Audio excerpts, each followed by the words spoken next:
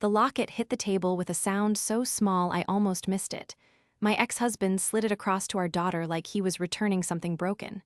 "Happy birthday, sweetheart," he said, loud enough for everyone to hear. "It's junk, nothing valuable, but your grandmother wore it, so I thought you might want it." He looked at me when he said it, made sure I saw his smile. My daughter turned 8 years old that afternoon in front of 37 people, and her father gave her garbage wrapped in sentiment, announced its worthlessness, and waited for me to react. I didn't. I watched our daughter open the tarnished locket, saw her try to smile, and I said thank you. 2 weeks later, a jeweler called my cell phone at 2:15 on a Wednesday afternoon. There were 100 diamond pieces sewn into the lining, worth $120,000. I didn't cry. I got in my car, drove to his office downtown, walked past his secretary, and opened his door without knocking. "About that worthless gift you mocked in front of everyone," I said. His lawyer was sitting across from him. They were reviewing something. The lawyer set down his pen and didn't pick it back up. "Let me tell you how we got here, because the locket wasn't the beginning. It was just the moment everything I'd been building in silence became impossible to contain." I was standing in his office at 4:43 on a Wednesday afternoon, and I could see the moment he understood that I knew. Not just about the locket, about all of it. The light through his window hit the side of his face, and I watched him try to figure out how much I'd found out and how long I'd known. His lawyer looked between us like he was watching something he shouldn't be seeing. I had 3 documents in my bag. I didn't take them out yet. I just stood there and let him wonder. My ex-husband comes from the kind of family that measures value in how much they can see. If you don't show it, you don't have it. If you're not talking about it, it doesn't exist. For 16 years, I existed in their peripheral vision as the woman who married up and should have been more grateful. His mother introduced me at parties as Daniel's wife, until our daughter was born. Then I became Emma's mother, which somehow felt like a demotion. She had a way of asking about my work that made it sound like a hobby. "Still doing your little insurance thing?" she'd say, smiling, her hand on my arm. I sold life insurance policies when Daniel and I first married. His family treated it like I was selling magazine subscriptions door to door. His sister Lauren drove a Mercedes her father bought her and spoke about career women like we were a science experiment she was observing. At Thanksgiving dinners, she'd ask how my sales were going, voice pitched with concern, and then talk about the interior designer she'd hired to redo her sunroom. The family assumed I stayed small because that's all I was capable of. They had no idea I let them assume it. When Daniel's father offered to get me a job at the insurance agency his college roommate owned, I thanked him. I didn't mention that I'd already turned down a senior consultant position at a firm in Boston because relocating would have destabilized Emma's school situation. His mother told me I should consider working part-time so I could focus on being present for Emma. I was running a book of business worth $400,000 annually at that point. I smiled and said I'd think about it. That night, I signed a contract with a client worth $63,000 in commission. The next morning at breakfast, Daniel's mother asked if I'd thought about her suggestion. I said I was still considering it. She patted my hand. She had no idea I'd made more than her husband the previous quarter. They mistook my quiet for weakness. I mistook their cruelty for ignorance. I thought if I stayed calm, stayed kind, stayed focused on Emma, they'd eventually see me clearly. But people don't see what they've decided not to look for. At Emma's 5th birthday party, Lauren gave her a savings bond for $50 and announced it loudly, making sure everyone heard her generosity. I'd opened a college fund for Emma 3 years earlier with $65,000. Nobody knew because I didn't perform my love for my daughter in front of audiences. 2 weeks after that party, I added another $12,000 to the fund. Lauren sent me an article about teaching children financial responsibility through small, manageable gifts. I texted back a thank you with a smiley face. I didn't tell her that Emma's fund had better returns than Lauren's entire investment portfolio because I'd structured it through a financial advisor who specialized in educational trusts. The divorce happened fast once it started. Daniel came home one night and said he wasn't happy, hadn't been happy, needed to find himself. He was sleeping with someone from his gym. I'd known for 4 months. I didn't confront him because I was busy making sure that when he finally said the words out loud, I'd already moved everything that mattered into accounts he couldn't touch. His lawyer assumed I'd ask for alimony. I didn't. I asked for full physical custody with joint legal custody, the house, and a structured settlement for Emma's support. His family thought I was being reasonable. His lawyer thought I was being weak. What they didn't know was that the house had been in my name for 3 years because I'd bought out Daniel's half when he needed cash for a business investment that failed.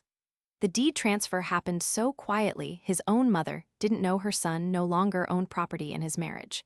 I let her think I'd won the house in the divorce. It was easier than explaining I'd owned it the whole time. If you have ever been counted out by someone who should have known better, you know exactly what that silence feels like. It sits in your chest during family dinners.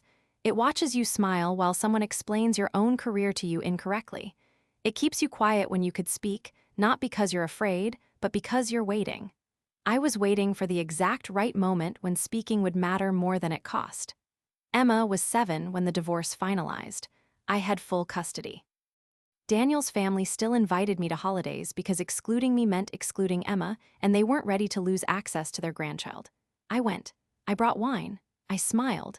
I let Daniel's mother tell me I looked tired and ask if I was taking care of myself. At Christmas that year, she gave me a gift card to a day spa and said every woman deserves to feel pampered. The card was for $75. I'd closed a contract worth $240,000 that week. I used the gift card, got a facial, sent her a thank you note on embossed stationery. During the separation, I built something his family never saw coming because they weren't looking. I transitioned from individual life insurance sales into commercial risk management consulting. That's the professional way of saying I started protecting businesses from financial catastrophe, and they paid me extremely well to do it. My client list grew from 8 to 43 in 2 years. I worked from home most days, which his family interpreted as not working at all. When Daniel's mother asked what I did all day while Emma was at school, I said I made calls and sent emails. Technically true. The calls were negotiations with CEOs. The emails were proposals worth 6 figures. She told me I should think about getting out of the house more, meeting people. I thanked her for caring. That afternoon, I had a video conference with a client in Singapore who wanted to restructure their entire liability coverage. The contract was worth $390,000 over 2 years. I took the meeting in my kitchen wearing a blouse and pajama pants. His mother thought I was lonely. I was building an empire in 12-minute increments between school drop-off and pickup. The family's assumptions became my camouflage. Every time Lauren asked if I was still doing insurance, I said yes. She'd nod sympathetically. She had no idea that commercial risk management consulting had nothing to do with the individual life insurance policies I'd sold years earlier, and I didn't educate her. Why would I? Her pity was more useful than her respect. When Daniel's father asked if I'd thought about going back to school to get a real degree, I have a bachelor's in finance, but he meant something he considered impressive. I said I'd been thinking about it. I had 3 professional certifications by then that his father wouldn't recognize if I read them aloud. He told me it was never too late to invest in myself. I agreed with him. The next week, I invested $78,000 in a growth fund. For myself, the close calls happened more often than I expected. The first real scare came 14 months after the divorce.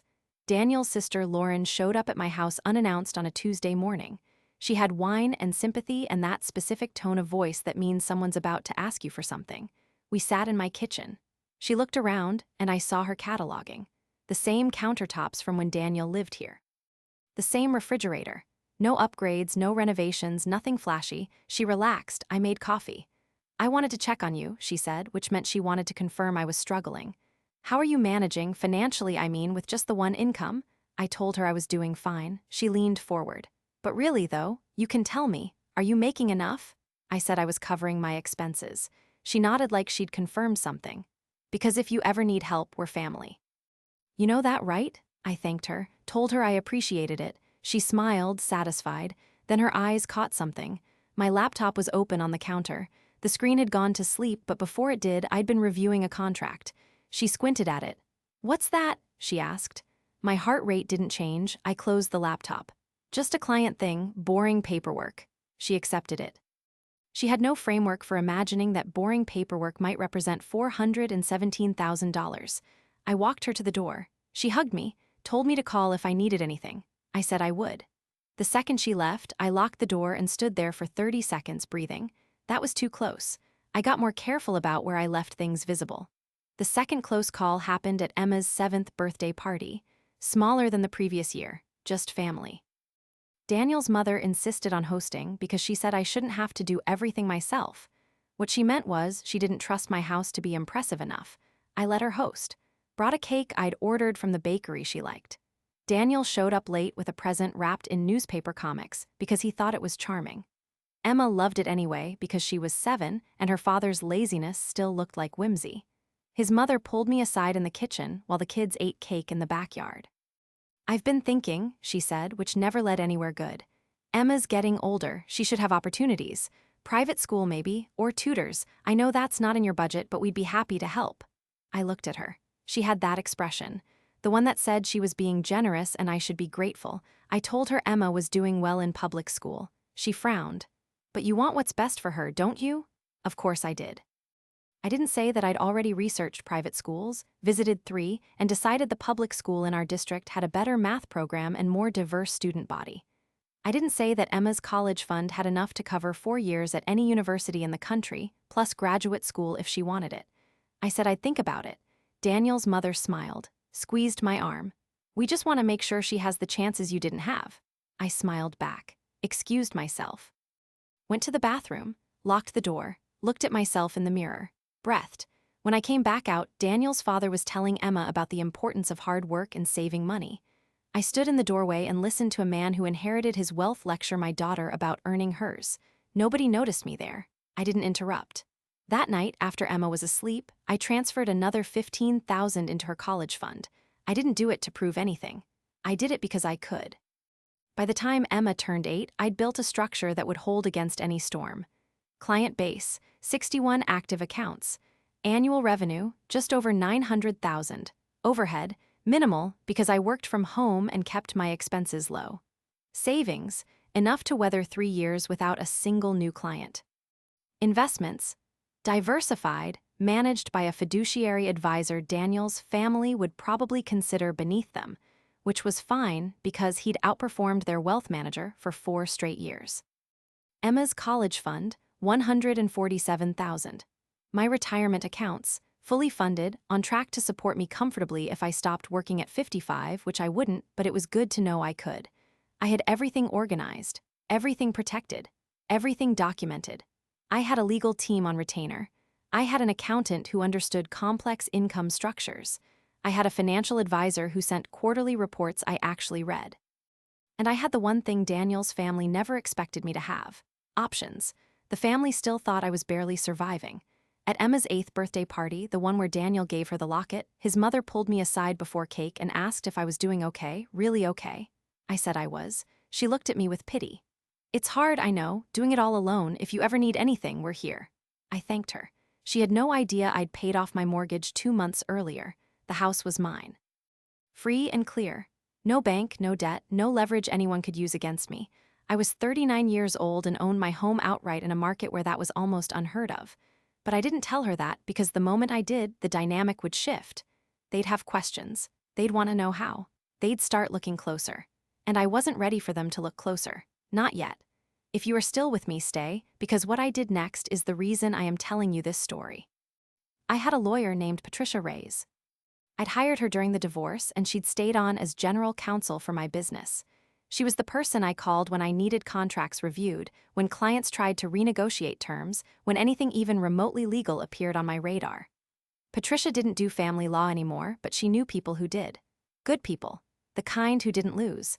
I kept her number in my phone under her first name only. No title, no firm name, just Patricia. Daniel's family had no idea she existed. 2 weeks before Emma's 8th birthday, I met Patricia for coffee at a place near her office downtown. We sat outside.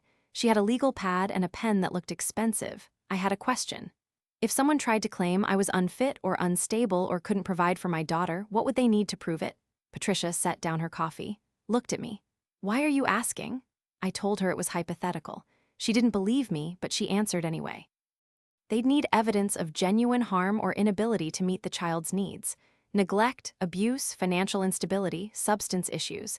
They'd need a pattern, not an incident, and they'd need to overcome the presumption that the custodial parent is acting in the child's best interest. I nodded. And if they had none of that, Patricia smiled, then they'd lose, and it would cost them a lot of money to find that out. I thanked her. She tilted her head.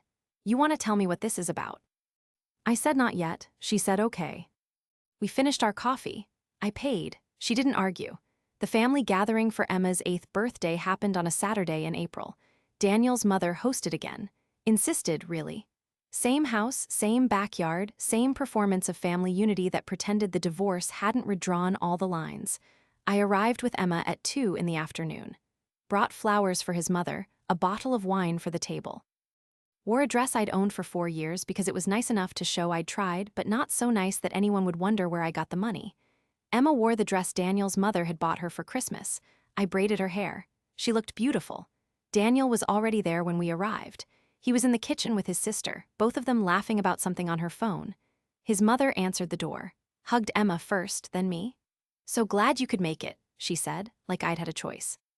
The house smelled like catering, expensive catering.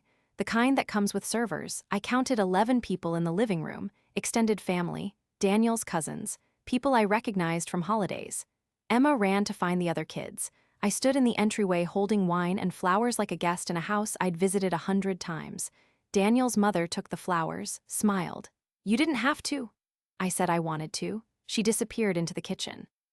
I stood there alone for 6 seconds before Lauren appeared. "You look tired," she said. "Are you sleeping okay?" I told her I was sleeping fine. She nodded, touched my arm. "It's good you're here. Emma needs to see us all together." I agreed. She walked away.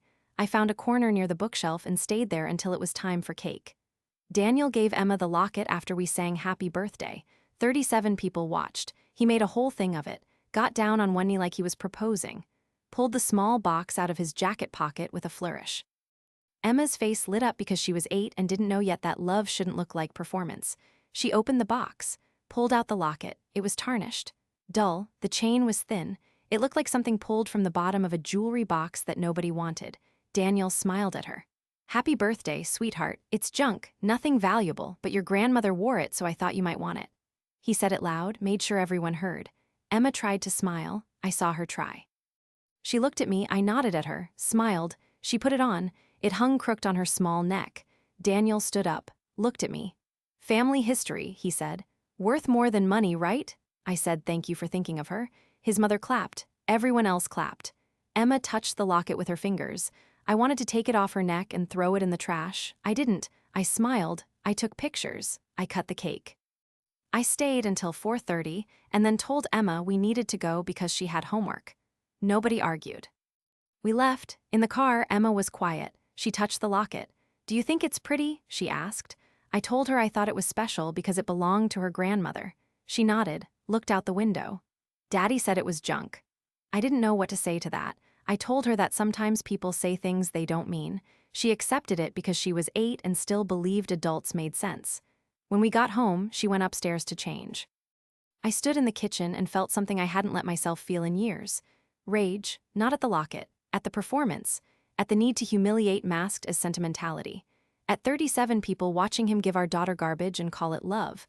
I didn't cry. I made dinner. I helped Emma with her homework. I put her to bed. I kissed her forehead. She was still wearing the locket. I didn't ask her to take it off. The next morning, I took the locket to a jeweler. Not because I thought it was valuable, because I wanted to know if it was safe for Emma to wear. Tarnished metal can cause reactions. The chain looked weak. I didn't trust Daniel to have checked.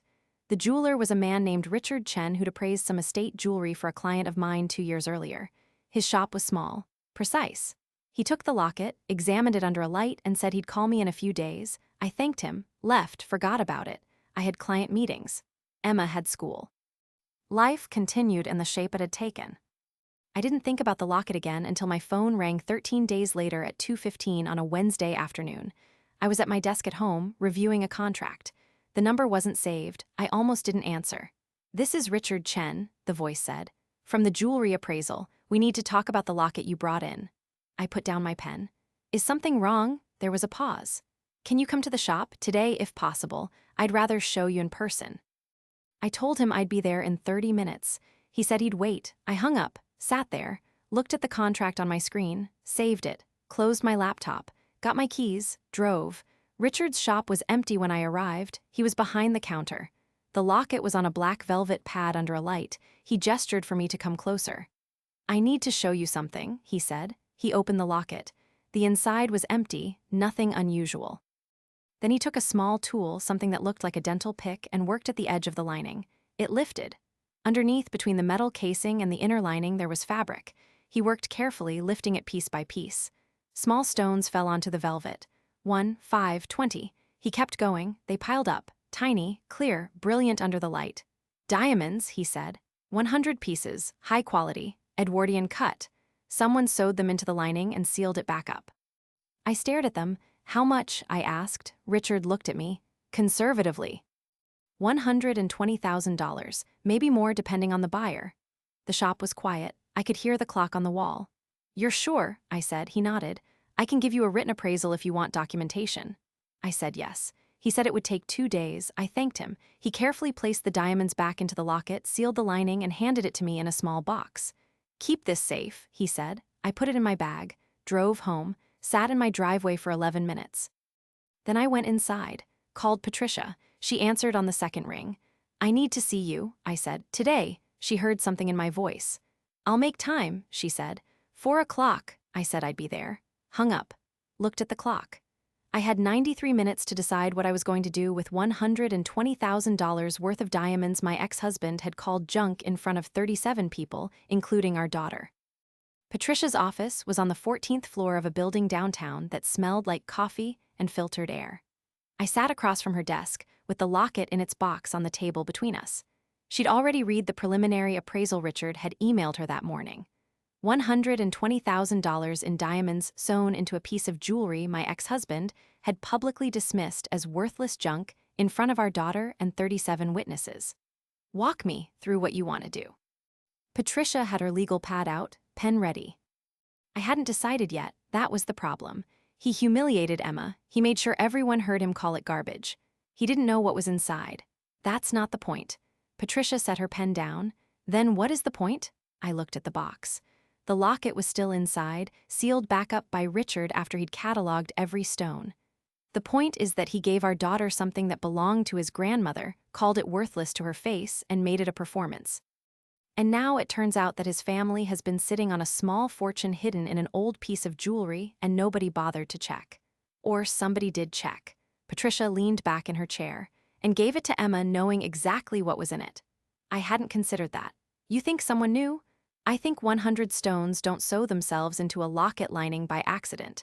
Someone put them there. Someone in Daniel's family. And either Daniel knew and lied, or he didn't know and his family set him up to look like an idiot. The second option felt more likely.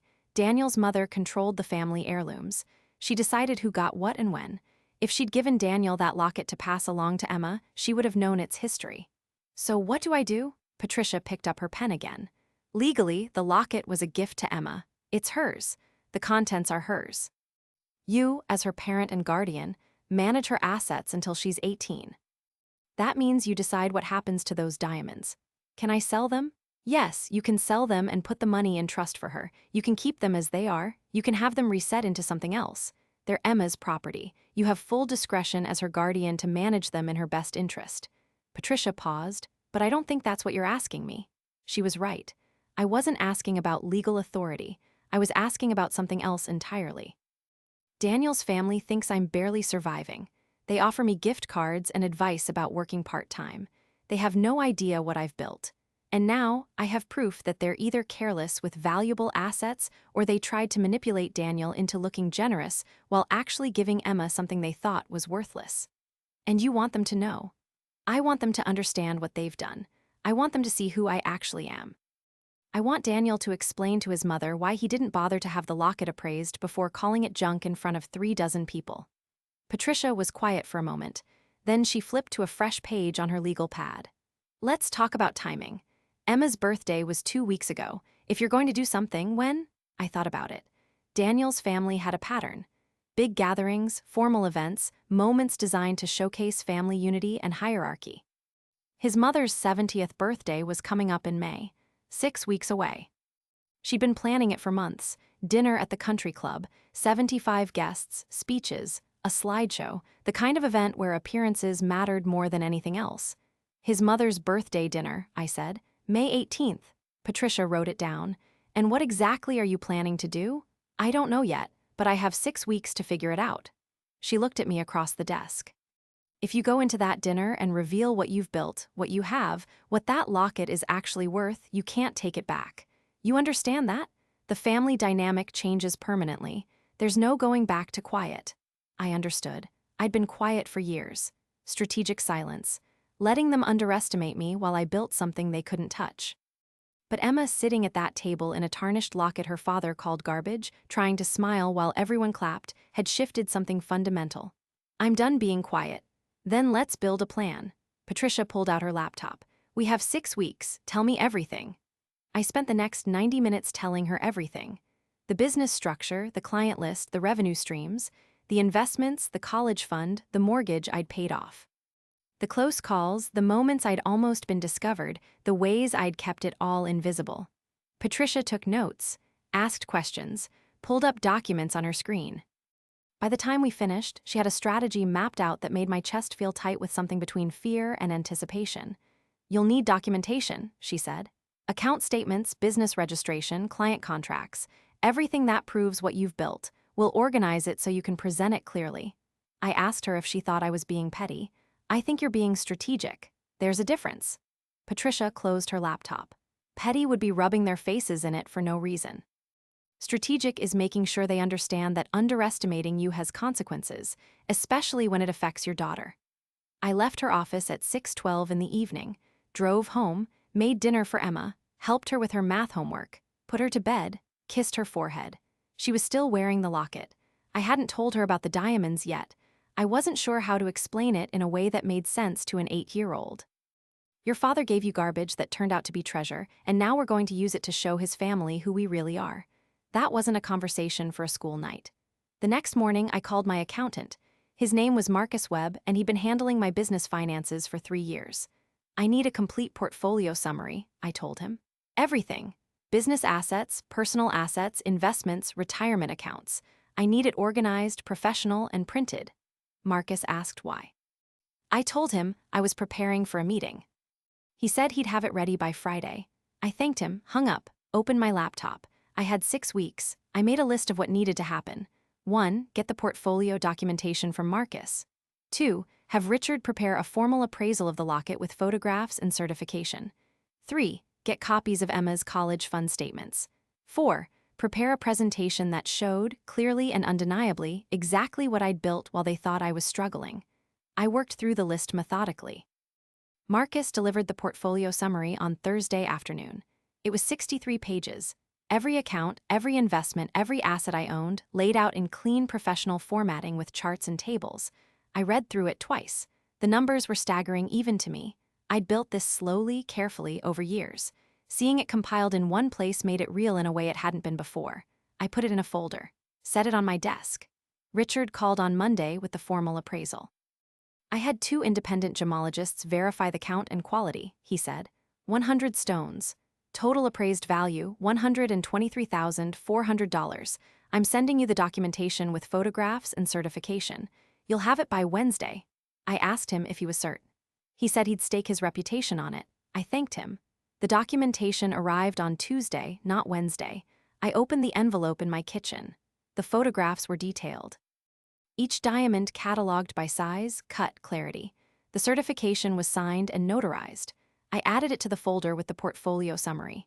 Emma's college fund statements came by mail that Friday. I'd requested printed copies from the fund manager.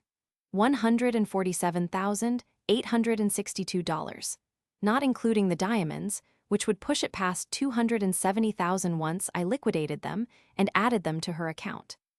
I looked at the numbers on the page.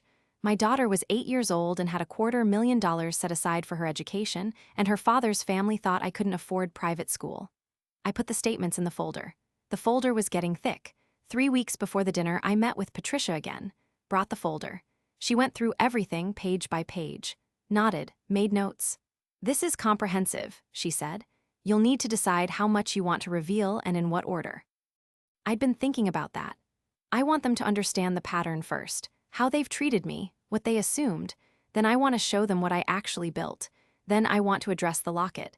Make them explain how they gave Emma something worth over $100,000 and called it worthless. You'll need to control the room, Patricia said. If you do this at a dinner with 75 people, it could get chaotic. You need a moment where you have everyone's attention and they can't interrupt. Daniel's mother always gave a speech at her birthday dinners. Long, sentimental, thanking everyone for coming. It happened after the main course, before dessert. Everyone would be seated, captive audience. After his mother's speech, I said, I'll ask to say a few words. She won't say no in front of that many people. Patricia smiled. It wasn't a warm smile. It was the smile of someone who appreciated a well-executed plan. You'll need to practice. What you're going to say, how you're going to say it. You can't hesitate or fumble. It needs to be clear, calm, devastating. We spent the next hour working on the presentation, what I'd say first, how I'd introduce the information, the order of revelations. Patricia played devil's advocate, throwing out objections and interruptions Daniel's family might make. We refined the responses. By the time I left her office, I had a script, not word for word, but a structure, a roadmap, something I could follow even if my hands were shaking. I practiced at home, in my kitchen, in my bedroom, in the car during Emma's soccer practice. I said the words out loud until they stopped feeling foreign, until I could deliver them without my voice breaking.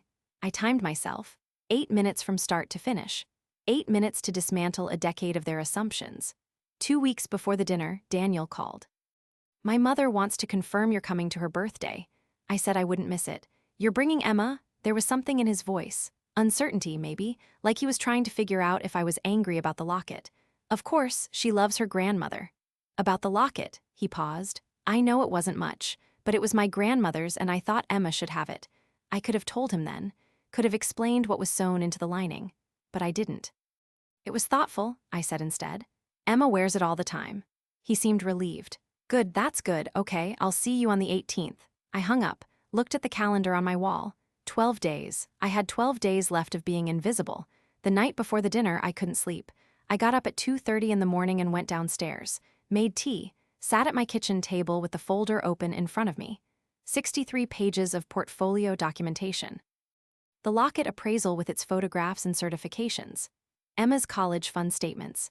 Everything I'd built, compiled and organized and ready to present. I touched the edge of the first page. Tomorrow, this stopped being private. Tomorrow, Daniel's family would know exactly who I was and what I'd accomplished while they offered me gift cards and career advice. I thought about backing out. I could go to the dinner, smile, eat the meal, give his mother a nice birthday gift, and leave. Keep everything the same. Stay invisible. But then I thought about Emma at her birthday party, touching that tarnished locket, trying to smile when her father called it junk. I thought about every condescending comment, every pitying look, every moment they'd made me feel small. And I knew I wasn't backing out. The dinner was at 6 o'clock on Saturday evening. I spent the day with Emma. We went to the park, got ice cream. I didn't tell her what I was planning. She was 8. She didn't need to carry that. When we got home, I helped her pick out a dress. She chose the blue one with the white collar. I braided her hair. She put on the locket. Do I look pretty? She asked. I told her she looked perfect. She smiled. Went to watch television while I got ready. I stood in my closet for 10 minutes deciding what to wear. I'd spent years dressing down around Daniel's family. Nothing too nice, nothing too expensive. But tonight was different. Tonight I needed to look like who I actually was. I chose a dress I'd bought 2 years earlier for a client dinner. Black, simple, well-made. Expensive enough that anyone who knew clothing would recognize quality. I put it on, looked at myself in the mirror. Added the pearl earrings my grandmother left me. Picked up my bag. Inside were my keys, my phone, my wallet, and a leather portfolio containing 63 pages of documentation. I closed the bag, went downstairs. Emma was ready. We got in the car, I drove. The country club was exactly what I expected. Valet parking, white tablecloths, flowers on every surface. We arrived at 5:48. Daniel's mother was near the entrance greeting guests. She saw us. Her face lit up. Emma, darling, she hugged my daughter, looked at me. I'm so glad you came. She meant it. She genuinely believed she was being gracious by including me. I smiled, told her happy birthday. She thanked me, ushered us inside toward the reception area where pre-dinner cocktails were being served. I counted 63 people. Family, friends, Daniel's mother's social circle. Lauren was there with her husband. Daniel's father stood near the bar. Daniel himself was talking to his cousin near the windows. He saw me, waved, I waved back. Emma ran over to him. He picked her up. Spun her around, she laughed. The locket swung on its chain. Nobody looking at it would ever guess what was hidden inside. I found a spot near the wall, accepted a glass of wine from a passing server. Watched. Daniel's mother held court in the center of the room. People approached her with gifts and well wishes. She accepted them graciously, laughing, touching arms, playing the role of beloved matriarch. I sipped my wine. My hand was steady. That surprised me. I'd expected nerves. But standing there, watching them all perform their version of family, I felt calm. Clear. Ready. Dinner was called at 6:23. We moved into the dining room. Long tables arranged in a U-shape. Name cards at every seat. I found mine. Table 3 between Daniel's Aunt Margaret and a woman I didn't recognize. Emma was at the kids' table near the back with Daniel's cousin's children. I sat down. Margaret smiled at me, asked how I was doing. I said I was well, asked about her garden. She talked about roses for 7 minutes. I nodded in the right places. The woman on my other side introduced herself as Carol, friend of Daniel's mother from her book club. I shook her hand, smiled. The servers brought the first course. I barely tasted the food. My attention was on the head table where Daniel's mother sat with her husband and her closest friends. I was waiting for the speech. It always came after the main course. Sure enough, as the servers cleared the dinner plates, Daniel's father stood up, tapped his wine glass with a fork. The room quieted. "Before we bring out the cake," he said, "I know Martha has a few words she'd like to share." Daniel's mother stood. She looked radiant, happy. She'd planned this moment. Probably rehearsed it. She thanked everyone for coming, talked about how blessed she was to have so many wonderful people in her life. She mentioned her children by name, her grandchildren. She got a little emotional talking about her late mother. People nodded. A few women dabbed their eyes. She spoke for 6 minutes. When she finished, everyone applauded. She sat down, smiled, reached for her water glass. I stood up. The movement caught attention. People turned. Daniel's mother looked at me, surprised. I smiled at her. "Martha, I wonder if I could say a few words as well, just briefly." She blinked, looked around the room, 75 pairs of eyes watching. She couldn't say no without looking petty. "Of course." Her voice was gracious but confused. I walked to the front of the room. My heels clicked on the hardwood floor. I could feel every person watching me. I set my portfolio on the edge of the head table, turned to face the room. Found Emma at the kids' table. She was watching me with wide eyes. I smiled at her. She smiled back. Then I looked at Daniel's family, his mother, his father, Lauren, Daniel himself, sitting 3 tables back. "I want to thank Martha for including me tonight." My voice came out steady, clear.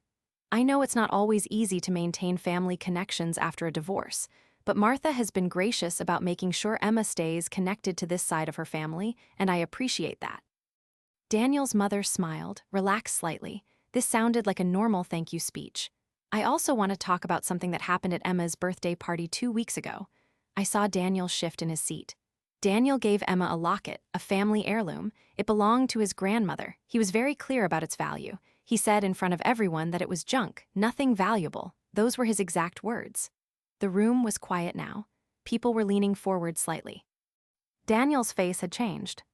He'd gone very still. "I'm not telling you this to embarrass Daniel. I'm telling you because I think it's important we all understand what actually happened." I opened the portfolio, took out the appraisal, the photographs. After the party, I took the locket to a jeweler. I wanted to make sure it was safe for Emma to wear. The jeweler found something interesting. I held up one of the photographs. It showed the locket opened, the lining lifted, the diamonds visible underneath. There are 100 diamonds sewn into the lining of that locket. High quality, Edwardian cut. The certified appraisal values them at $123,400. Someone gasped. I couldn't tell who. Daniel's mother had gone completely pale. Her hand was frozen halfway to her mouth. Now, I don't know if Daniel knew what was in the locket when he gave it to Emma, but someone in this family knew. Someone sewed those diamonds in there. Someone sealed the lining. And either Daniel was set up to look careless, or he genuinely thought he was giving our daughter worthless junk. I looked at him. "Which is it, Daniel?" He opened his mouth, closed it, looked at his mother. She wasn't looking back. "I'm asking," I continued, "because I need to know if you deliberately humiliated our daughter by calling her birthday gift garbage, or if your family deliberately humiliated you by letting you give away a small fortune without telling you what it was." Daniel's father stood up. "Now hold on a minute." I turned to him. "I'm happy to hold on, but first I need someone to explain to me how a family heirloom worth over $100,000 ended up in an 8-year-old's hands with no documentation, no appraisal, and a father who called it junk in front of 37 witnesses." Nobody spoke. The silence stretched. 10 seconds. 15. I let it sit. Then I reached into my portfolio again, pulled out the second document. Since we're talking about value and worth, I thought this might be a good time to address something else. For the past several years, this family has operated under certain assumptions about me, about my career, my financial situation, my ability to provide for Emma. I looked at Lauren. You've offered me advice about working part-time. You've suggested I might need help. You've given me gift cards for day spas and told me every woman deserves to feel pampered. Lauren's face had drained of color. She set her fork down very slowly. And Martha, you've been particularly kind, offering to help with Emma's education, suggesting private schools, worried that I might not be able to give Emma the opportunities she deserves. I held up the document. This is a summary of my professional portfolio. Current business assets, client contracts, annual revenue, investment accounts. I had it prepared by my accountant. I brought copies if anyone would like to review it. I walked to Daniel's mother. Handed her a copy. She took it automatically, stared at the first page. Her hands started shaking. The short version is this: my business currently generates approximately $900,000 in annual revenue. My client base includes 43 active commercial accounts. I own my home outright. No mortgage. I have retirement accounts that could support me comfortably if I stopped working tomorrow, which I won't because I enjoy my career. And Emma has a college fund with $147,000 in it, not including the diamonds from the locket, which I'll be liquidating and adding to her account. That will bring her total educational fund to just over $270,000. Martha was still staring at the document. I saw her mouth move, forming numbers. Daniel's father reached over, took the paper from her hands. Read it. His expression shifted through confusion to understanding to something that looked like anger. So when you offered to help with Emma's private school tuition, I said to Martha, I want you to know that I appreciated the gesture. But Emma's education is fully funded, has been for years. I chose public school because the program is excellent and the diversity benefits her development, not because I couldn't afford alternatives. Lauren made a sound, something between a laugh and a sob. Her husband put his hand on her arm. She pulled away. I turned to address the whole room. I'm not telling you this to brag. I'm telling you this because I'm tired. I'm tired of being underestimated. I'm tired of sitting at family dinners while people who have no idea what I've built offer me career advice. I'm tired of watching my daughter receive condescension disguised as generosity. And I'm especially tired of watching her father give her family heirlooms he calls worthless without bothering to check if that's actually true. I looked at Daniel. He was staring at his plate. His jaw was clenched so hard I could see the muscle jumping. Daniel, you owe Emma an apology. Not for the locket itself, that's hers now and she loves it, but for calling it junk in front of everyone, for making her feel like her father's gift was worthless. She's 8 years old. She deserves better than that. He still wouldn't look at me. And Martha? I turned back to Daniel's mother. I need to know if you knew what was in that locket when you gave it to Daniel to give to Emma. Because if you did know, then you deliberately set him up to look either cruel or stupid. And if you didn't know, then you've been keeping family heirlooms without proper documentation or appraisal, which seems careless for someone who values appearances as much as you do. Martha finally found her voice. It came out thin, uncertain.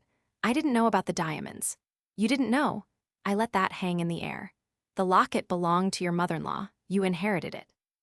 You've had it in your possession for how many years? 23 years. 23 years, and in all that time you never had it appraised, never checked if there was anything valuable inside. You just assumed it was junk and eventually gave it to your son to pass along to your granddaughter.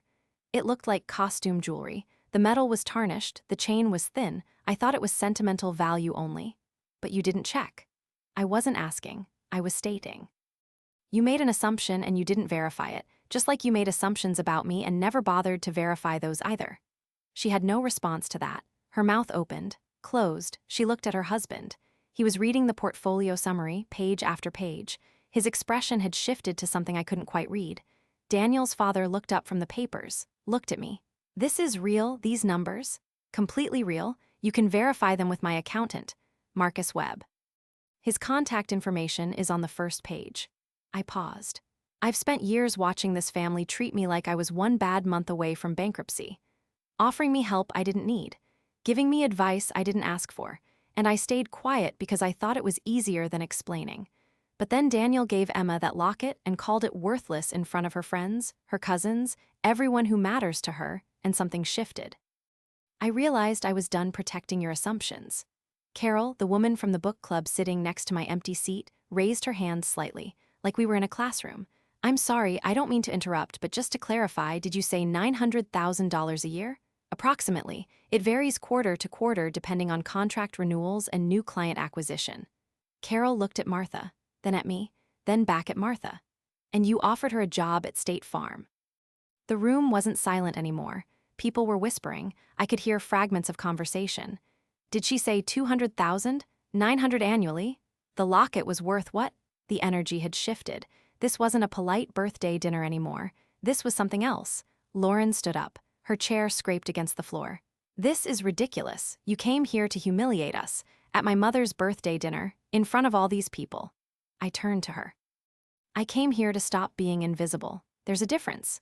You're petty. You're using your daughter's birthday gift as an excuse to show off. Emma's birthday gift that your brother called junk, that your family gave her without checking its value. That could have been lost or damaged or thrown away because nobody thought it mattered. Yes, I'm using that, because it's a perfect example of how this family operates. You make assumptions, you don't verify, and then you're shocked when reality doesn't match what you decided was true. Lauren's husband pulled her arm. She sat down, her face was red. She was blinking fast, the way people do before they cry. I looked at Daniel. You haven't said anything. He finally raised his head, met my eyes. What do you want me to say? I want you to explain to your daughter why you told everyone her birthday gift was garbage. I didn't know about the diamonds. That's not an explanation, that's an excuse. You could have had it appraised. You could have asked your mother about its history. You could have done basic due diligence before giving our daughter a family heirloom. But you didn't. You just assumed it was worthless because it looked old and tarnished, and you made sure everyone knew you thought so. His lawyer, the one who'd been in his office that Wednesday afternoon, was at the table near the back. I saw him lean over to the person next to him, whisper something. The other person's eyes went wide. Daniel's hands were flat on the table. You've been planning this whole presentation, the documents, the timing. You've been planning to humiliate me. I've been planning to stop accepting your family's version of who I am. If that humiliates you, maybe you should think about why. Martha finally stood up. Her voice was stronger now. She'd had time to recover. I think we should discuss this privately. This is neither the time nor the place. Actually, this is exactly the time and place. You chose to offer me charity in front of audiences. You chose to give me career advice at family dinners. You chose to question my ability to provide for Emma where other people could hear. I'm just returning the favor. We were trying to help you. No, you were trying to confirm your assumptions about me. You wanted me to be struggling because it made you feel generous. You wanted me to need you because it gave you power. And when I didn't ask for help, you offered it anyway to maintain the dynamic you decided was true.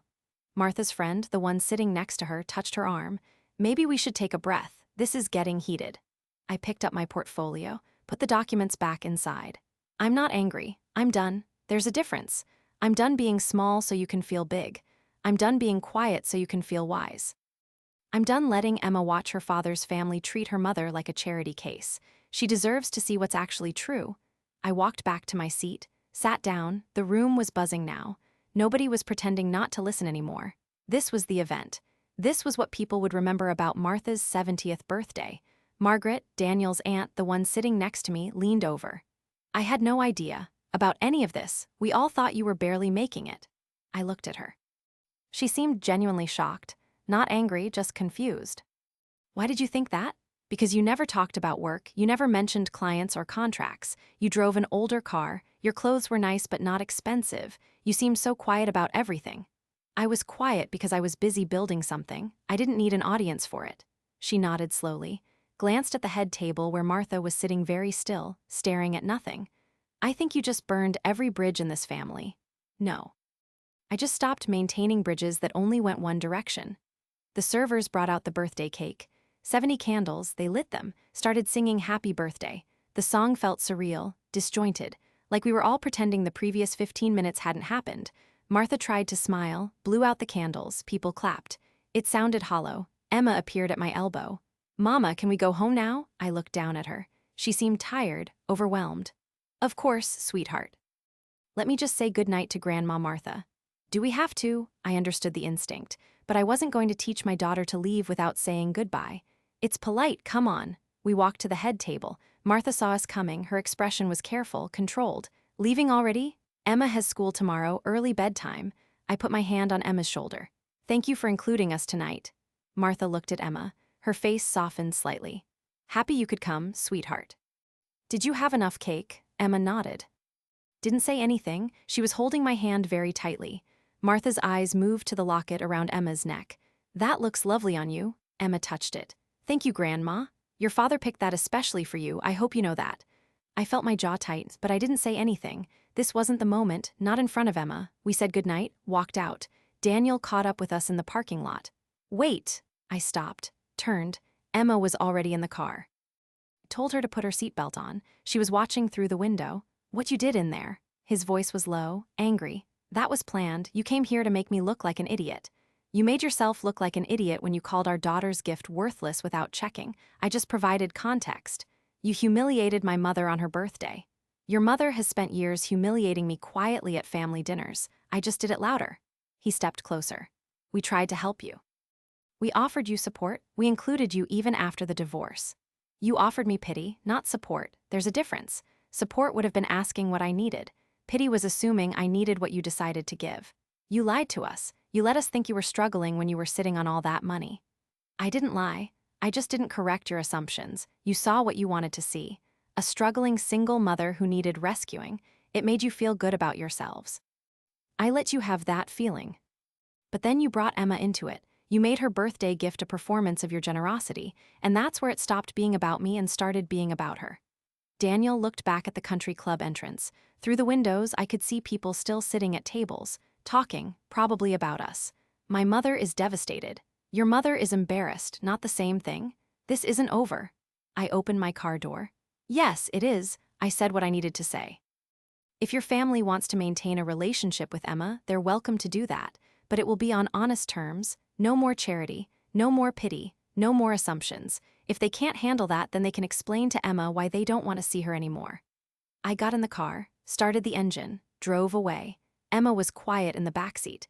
After 5 minutes, she spoke. Why was everyone so quiet after you talked? I looked at her in the rearview mirror. Because I told them some things they didn't know, and it surprised them. About the locket, about a lot of things. Is Daddy mad at you? Daddy's upset, but that's okay. Sometimes grown-ups get upset when they learn things they weren't expecting. She was quiet again. Then, I like my locket. I know you do, baby. Even if it's worth lots of money, I still just like it because it was Daddy's grandma's. My chest hurt. That's a good way to think about it. We drove home. I helped her get ready for bed. She put the locket on her dresser. Climbed under the covers. I sat on the edge of her bed. You okay, sweetheart? I think so. Everyone was acting weird at dinner. I know, that was my fault. I said some things that made people uncomfortable. Are we still going to see Grandma Martha? If you want to see her, we will. That's up to you. She thought about it. I like Grandma Martha, but I didn't like how quiet everyone got. I understand. We don't have to decide right now. We can see how things feel in a little while. She nodded, closed her eyes. I kissed her forehead, turned off the light, went downstairs, sat in my kitchen, looked at my phone. I had 17 missed calls. 12 from Daniel. 3 from Lauren, 2 from Daniel's mother. I didn't listen to the voicemails. Not yet. I needed to sit with what I'd done. I'd burned it down. The careful structure of polite tolerance that had held Daniel's family and me in orbit around Emma. I'd taken every assumption they'd made about me and dismantled it in front of 75 people. I'd made sure they understood exactly what they'd missed while they were busy offering me gift cards and advice. And I'd done it at Martha's birthday dinner, in the venue she'd chosen, surrounded by everyone whose opinion mattered to her. Was it petty? Maybe. Was it necessary? I thought so. Emma was growing up watching how her father's family treated her mother. She was learning what it looked like to be underestimated, dismissed, offered charity you didn't need. And I decided I didn't want her to learn that lesson. I wanted her to see something different. I wanted her to see her mother stand up and say, no, this isn't how this works anymore. The phone rang again. Daniel, I let it go to voicemail. He could wait. I made tea, sat at my kitchen table. The folder with all the documentation was still in my bag. I pulled it out, looked at the pages. The business summary, the appraisal, Emma's college fund statements. This was what I'd built while they thought I was failing. This was proof that their version of reality had been wrong the whole time. My phone buzzed, a text from Patricia. I heard, call me when you can. I smiled. News traveled fast, I texted back. Tomorrow, I need to process first. She sent back a thumbs up. I finished my tea, went to bed, didn't sleep well. Kept replaying the moment Martha's face changed when she saw the portfolio summary. The way Daniel's father had gone through the pages, line by line. The sound Lauren made when she realized I'd been listening to her condescension for years while making more money than her household combined. The silence after I asked Daniel to explain himself. The next morning, Sunday, I made breakfast. Emma came downstairs in her pajamas. Do I have to go to Daddy's today? It was Daniel's weekend. Custody schedule. Do you want to go? She shrugged. I don't know, will he be mad? Probably not at you. If you want to stay here this weekend, I can call him and let him know. She thought about it. Can I decide later? Sure, baby, you have until noon.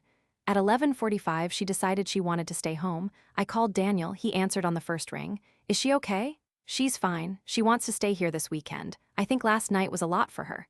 There was a long pause. She's embarrassed of me. She's 8, she's processing, give her some space.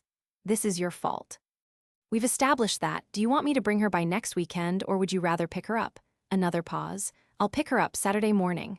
Fine. He hung up. I went back to the kitchen. Emma was eating cereal. Daddy said okay? Daddy said okay. She looked relieved. The next few weeks were quiet. I didn't hear from Martha or Daniel's father. Lauren sent one text that said, I can't believe you did that. I didn't respond. Daniel picked Emma up on Saturday mornings and dropped her off Sunday evenings. He was polite but distant. Emma said Grandma Martha wasn't at his apartment when she visited. I didn't ask why. 3 weeks after the dinner, Patricia called. You need to see this. I asked what it was. She said she'd rather show me. I drove to her office. She had her laptop open, pulled up a legal filing. Daniel's attorney filed a motion requesting a review of custody arrangements. My stomach dropped. On what grounds? Emotional harm to the child due to parental conflict. They're claiming that your actions at the birthday dinner constituted a hostile environment and that Emma's well-being requires a reassessment of the custody structure. I sat down. They're serious. They're desperate. This won't go anywhere. You have full physical custody with joint legal. He'd need to prove significant harm or substantial change in circumstances. He has neither, but he's trying. How long will this take? Couple of months. We'll file a response. Gather evidence of Emma's stability and well-being. School records, medical records, witness testimony if needed. Then we wait for a hearing date. I felt tired. He's doing this because I embarrassed him. He's doing this because his family is embarrassed and they're pressuring him, but it won't work. Emma is thriving. You've documented everything. Your financial stability is now a matter of record. You own your home outright. You have more than adequate resources to provide for her.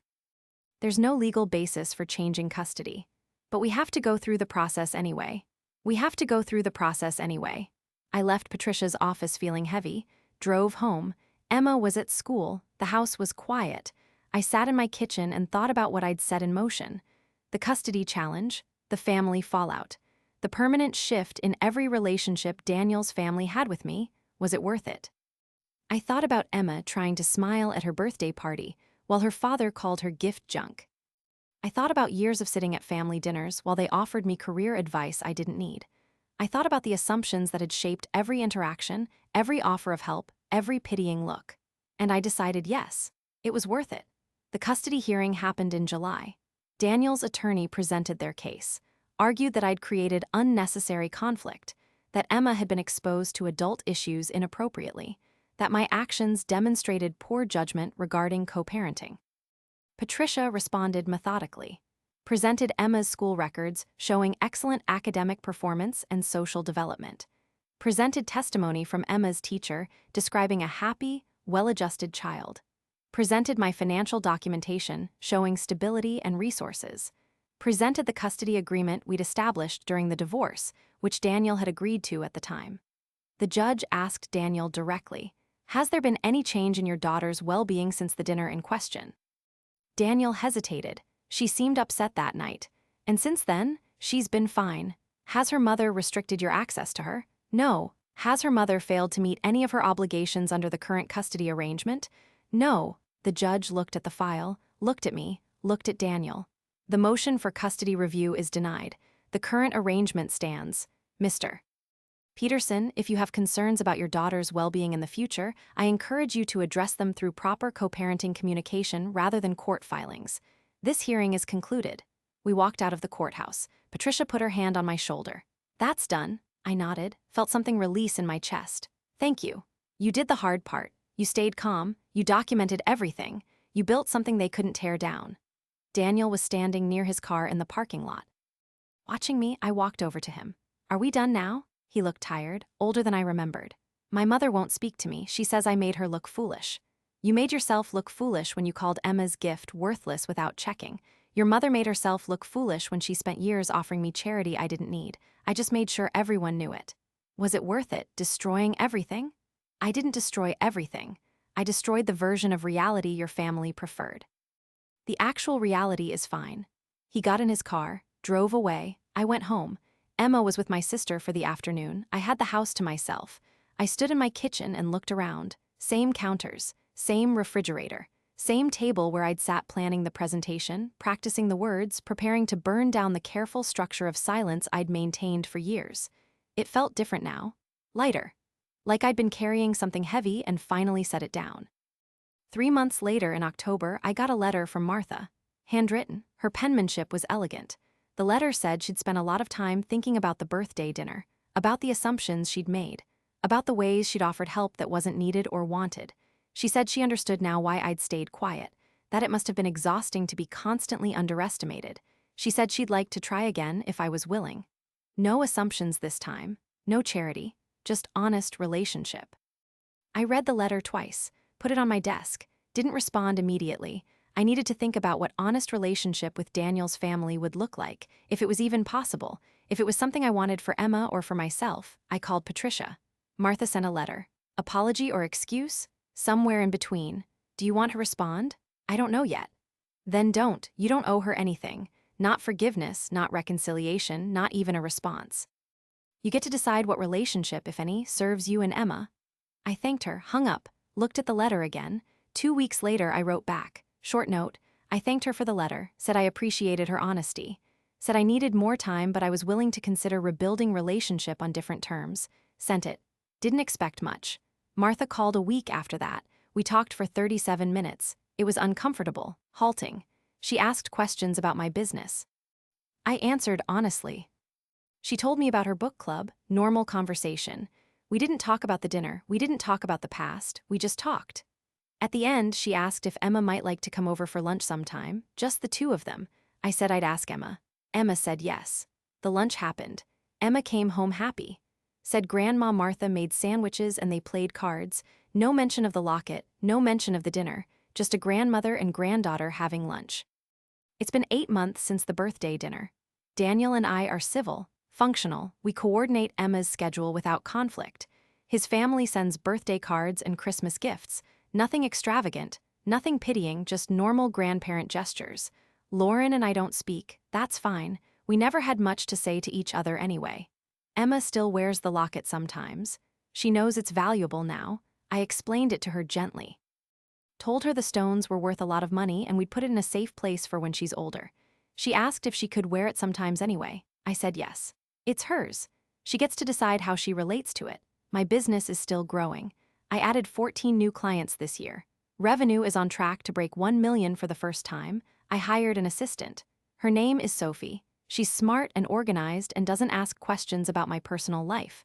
I like that about her. Emma is 9 now, 4th grade, she's on the soccer team, gets good grades, has friends. Comes home with stories about recess politics and science projects. She asked me last week why we don't see Grandma Martha more often. I told her the truth in terms she could understand. Sometimes grown-ups need space to figure out how to be family in new ways. She accepted it, asked if she could still have lunch with Grandma Martha sometimes. I said, of course. I don't regret the dinner. People have asked me that. Friends, acquaintances, even my own sister asked if I thought I went too far. The answer is no. I needed Daniel's family to understand that underestimating someone doesn't make you superior. It just makes you wrong. I needed them to see that quiet doesn't mean weak and invisible doesn't mean absent. I needed Emma to see her mother stand up and say this is who I actually am and I don't need your permission to exist in that truth. Was it dramatic? Yes. Was it calculated? Absolutely. Was it necessary? For me, yes. For Emma, I think yes. She needed to see that you don't have to accept other people's version of your story. You can write your own. You can stand up in front of 75 people and say, actually, you've had this wrong the whole time, and here's what's real. So did I go too far, or not far enough? Tell me in the comments.